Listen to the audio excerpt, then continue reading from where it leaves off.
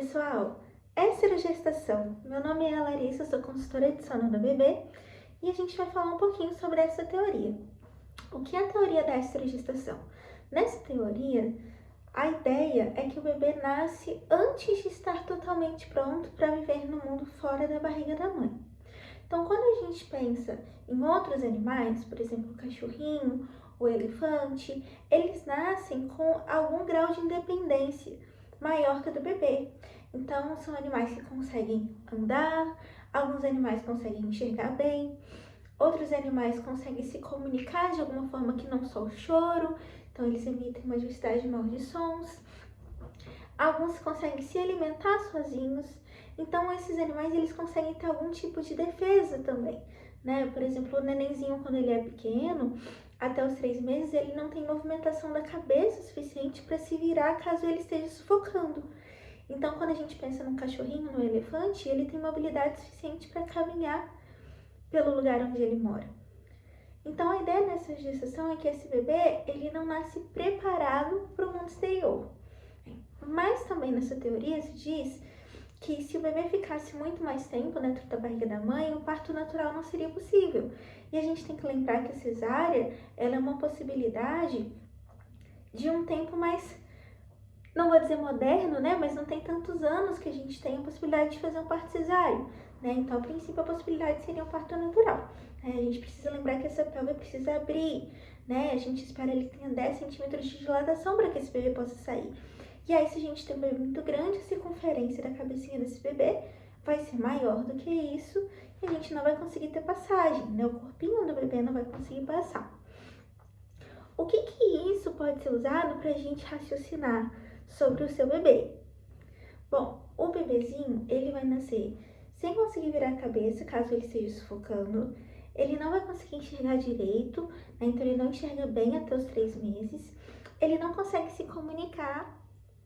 Ele só vai conseguir falar com você através do choro, e a gente precisa aprender a entender os tipos de choro do bebê, a entender melhor o que ele tá querendo te dizer, sempre que possível. Eu sei que às vezes vai ser difícil, mas a gente pode aprender.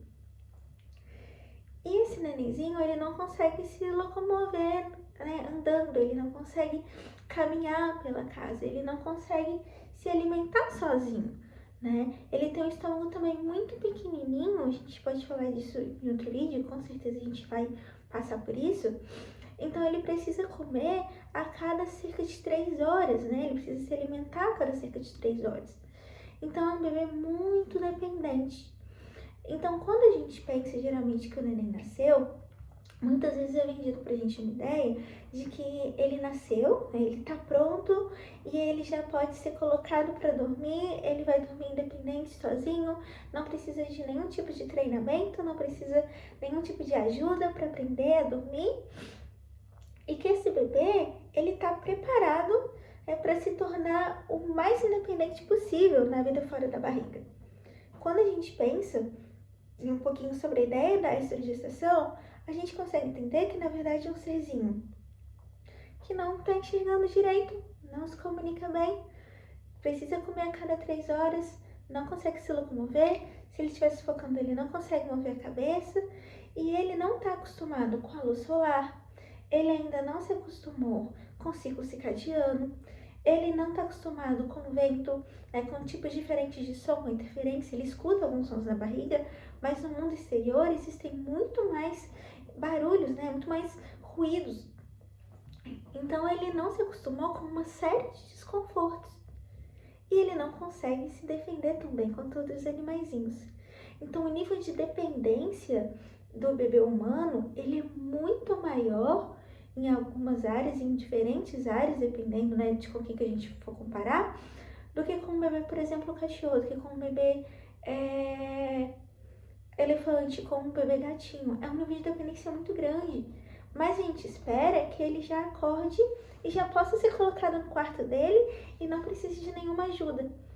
Quando a gente pensa no nível de dependência, a gente entende que não é bem assim, né? Esse bebê, ele vai precisar de um auxílio, ele vai precisar de passar por um processo. E o que a gente pode fazer para que esse bebê consiga entender que ele não está tão inseguro, né? Para que esse bebê entenda que ele tem um pouco mais de apoio, né?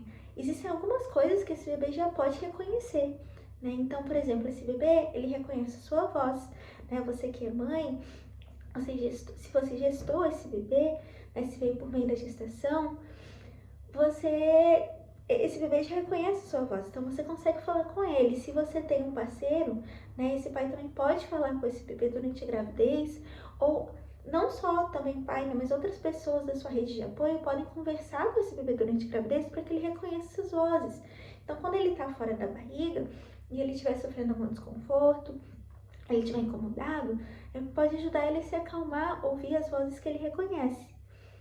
Outro exemplo, né? Esse bebê pode sentir o calor do seu corpo, né? Ele está acostumado a ter um ambiente quentinho. Lembra que dentro da sua barriga ele tinha uma temperatura ali, a não ser que você tenha algum tipo de doença ao longo do caminho, estável, né? Muito mais estável do que ele vai ter no exterior, principalmente se você, como eu, mora num lugar em que a temperatura varia bastante. Então esse bebezinho, ele vai sentir o calor, ele vai sentir o acolhimento. Ele consegue sentir também se a mãe está mais calma, se ela está mais tranquila. Se no seu caso você não é a mãe, mas você é responsável por cuidar desse bebê, o bebê também consegue sentir essas emoções. Larissa, eu me tornei mãe por meio de adoção. Então esse bebê não vai reconhecer minha voz? Esse bebê pode aprender a reconhecer a sua voz, né? A partir do momento em que ele vai se sentir seguro com você, que você vai ser a pessoa que vai estar respondendo às necessidades, né? Quando ele chora porque ele tá sujo, você troca, você dá carinho, você leva para ele alimento, esse bebê vai entendendo que é a voz de uma pessoa que cuida dele, né? Então é um aprendizado. A gente muitas vezes consegue entender que o bebê, ele está aprendendo, descobrindo, entendendo quem é a mãe, quem é o cuidador, quando a gente fala de alguém que adotou essa criança, ou quando a gente fala de uma pessoa ali que vai se tornar, né, parte de uma rede de apoio. Mas muitas vezes a gente não entende que o bebê não nasce sabendo todas as coisas, né? Que o mundo exterior não é um local para ele onde ele está super acostumado de viver fora da barriguinha da mãe. Então ele também vai precisar aprender coisas que ele não aprendeu na barriga. Então, assim como o bebê aprende com a mãe que está gerando algumas coisas, o bebê que vai ser adotado, ele também pode aprender com a mãe que o adotou, ou com a pessoa que o adotou, né? O pai, a pessoa que vai ser cuidadora. Outra coisa, esse bebê, ele vai identificar num tempo muito rápido o cheiro, né? Então, o cheiro das pessoas que cuidam dele. Isso pode ajudar esse bebê a se acalmar. Um exercício muito legal para a gente entender a dependência do bebê é a gente tentar se imaginar no lugar dele, né? Então, imagina que você tá com fome, que você tá com sede, principalmente se você for uma mulher grávida, né? A gente sabe o quanto que a gente precisa de ajuda durante a gravidez, principalmente se você tiver uma gravidez de risco. Quanto mais risco, quanto mais dificuldades na saúde, né, mais ajuda a gente precisa. Mas se você não passou por isso, tenta se imaginar doente e se imagina sem enxergar, sem conseguir falar, sem conseguir entender direito, sem conseguir se movimentar, sem conseguir movimentar a cabeça para se defender. E a única coisa que você pode fazer é chorar. Então se imagina sentindo dor e só tendo esse recurso e precisando que outra pessoa atenda. É uma sensação de aflição. Ou se você pensa que você está com muita fome e você precisa que a outra pessoa te atenda somente com choro, é uma aflição.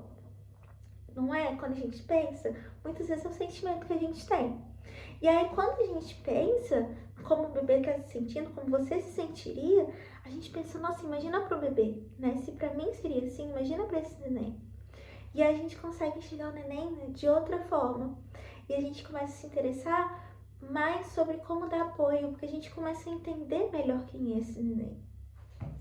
Bom, hoje é sobre isso, é sobre estrorrestrição. Se você quer saber mais sobre o mundo dos bebês, sobre consultoria de sono, dicas para seu bebê dormir melhor, assista aqui no canal. Eu vou sempre postar um vídeo sempre que possível. Eu estou gravidinha, então eu não consigo postar com tanta frequência, mas eu decidi abrir canais em português também para o Brasil. Eu sou brasileira, mas eu me formei em consultoria de sono depois de não morar mais num país falante de português, e de um tempo pra cá eu decidi que eu queria levar isso para as mães do Brasil. Fora do Brasil, em alguns lugares é muito mais acessível esse tipo de serviço, e eu acho que é uma forma de eu retribuir, né, poder oferecer isso para o meu país. Então, se você quer saber mais informações, tem aqui o canal, tem o Instagram, você pode achar por @LarissaKleinBeckmann ou pelo novo Instagram, @dhbabies. E é isso, também temos TikTok.